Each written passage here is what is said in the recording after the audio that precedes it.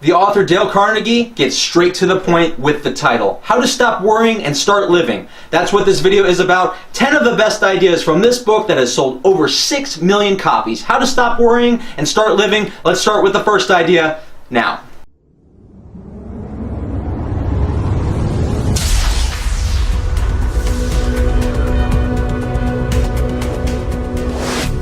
Number 1, confusion causes worry. Most of us go through life worried, stressed, have that queasy feeling in our stomach, and we don't even know why. We're confused. But use this 3-step process they discuss in the book to help you eliminate just about all your worries. The first step is to ask, what am I worrying about? I did this recently when I was at a theme park. I was about to get on this ginormous roller coaster. I asked, what am I worried about? I was worried about dying. The second step is to ask, what are the odds of this happening? To analyze the chances of this occurring. As I thought about it, I realized the odds of dying on this roller coaster were very slim. There's tons of theme parks, so many roller coasters. Many people have already ridden this ride and they were fine. I realized the odds were probably 1 in 10 million. And then lastly is to make a decision after you've analyzed what you're worrying about, the odds of it happening, and deciding what you're going to do with it. I decided since the odds were slim, I was going to go on that roller coaster and throw my hands up. You see, that 3-step process that I followed helped me eliminate the worry I had about dying. Number 2, trust your decisions. Making the right choice causes a tremendous amount of stress. What if you're wrong? With your career, with your relationship, how to use your time right now. It can cause so much worry and stress that we don't do anything at all, which in fact is the worst decision you could ever make. You need to trust your decisions. The more you make, the better you get, and the more trusting you become of yourself. And remember this idea from another book, Think and Grow Rich by Napoleon Hill. Unsuccessful people take forever to make a decision, and they're quick to change their mind. Whereas successful people are quick to make a decision and are very slow to change their mind. Number 3, live for today. If you really think about your worries, they're largely due from your past or your future, not right now.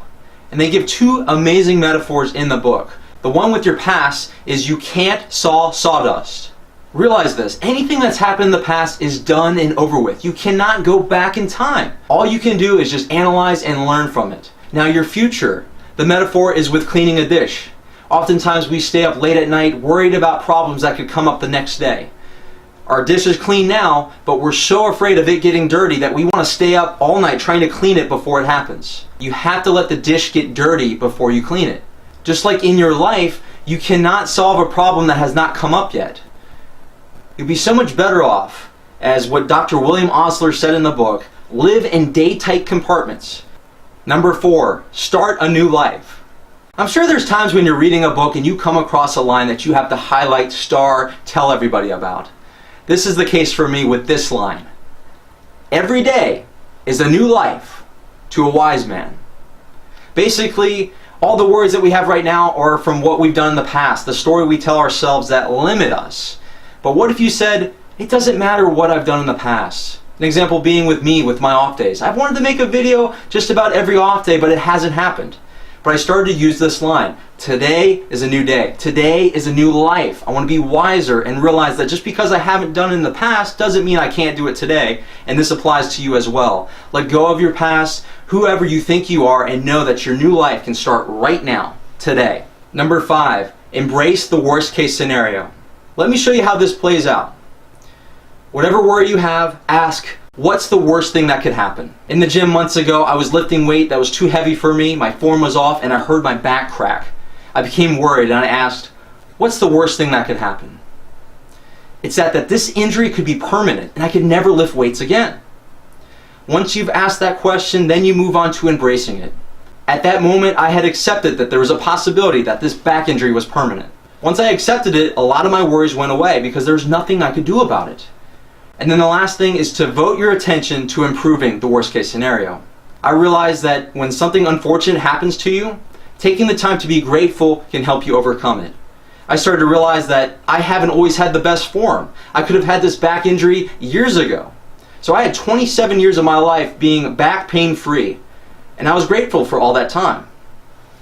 And as I focused on being grateful, trying to improve whatever I could with this back injury, as time went on, about 2 weeks, my back had fully healed.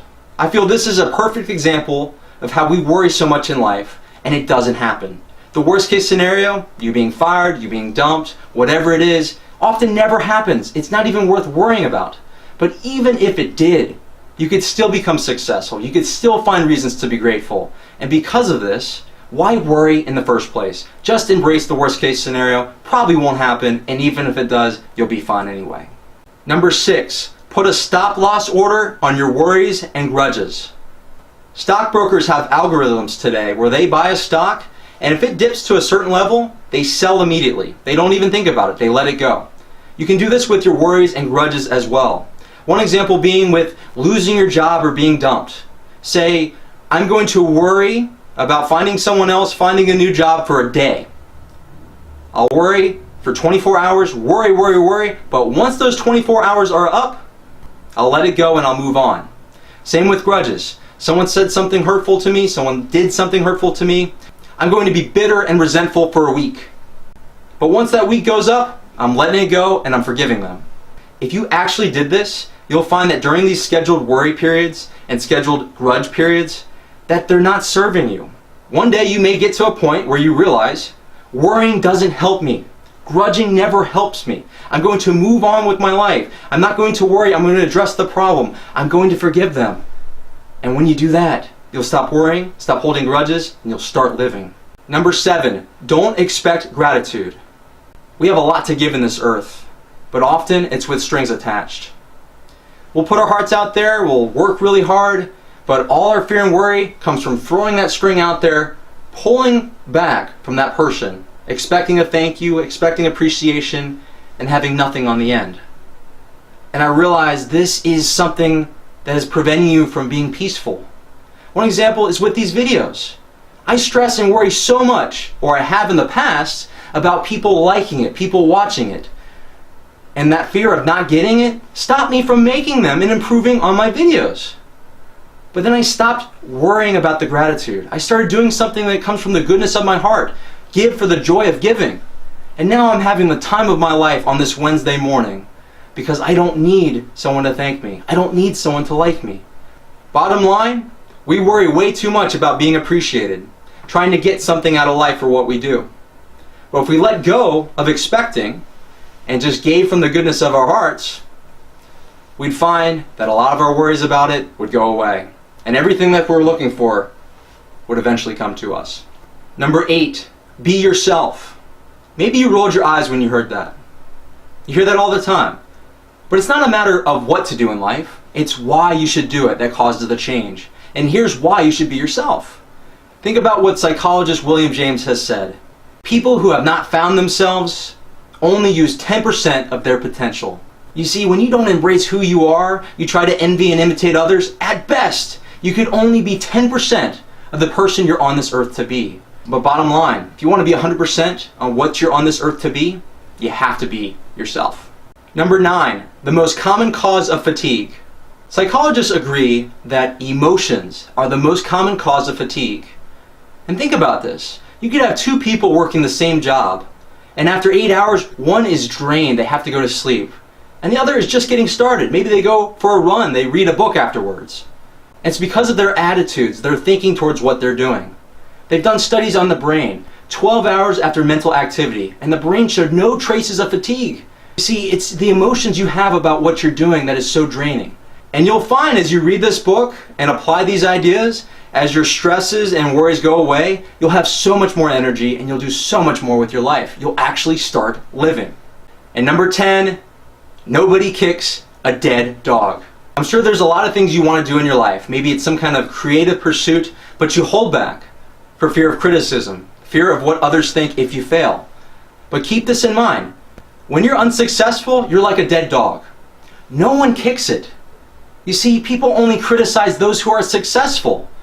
So if you're afraid of getting started, of what others will think, realize they're not going to bother you. They're only going to bother you once you become successful. Once this sinks in, you'll realize there's nothing you have to worry about. You can go start your dream today. Start creating whatever is in your heart to create. Nobody kicks a dead dog. Remember this and start living your life. There you have it, How to Stop Worrying and Start Living by Dale Carnegie. Highly recommend you read this book. I'll leave a link to the description below. Also recommend the audio. The narrator who does this book has a soothing voice. It's incredible. I've made about 12 book review videos so far. In the end screen of this video, I'll leave a link to click on that if you're interested in more book review videos. I plan on doing more. And if you want more videos like this to add value to your life, enrich you, and inspire you to be a better person, subscribe to my channel today. This is your friend Michael, inspiring you to learn, laugh, and love. Hope you enjoyed this video. Can't wait to see you in the next one.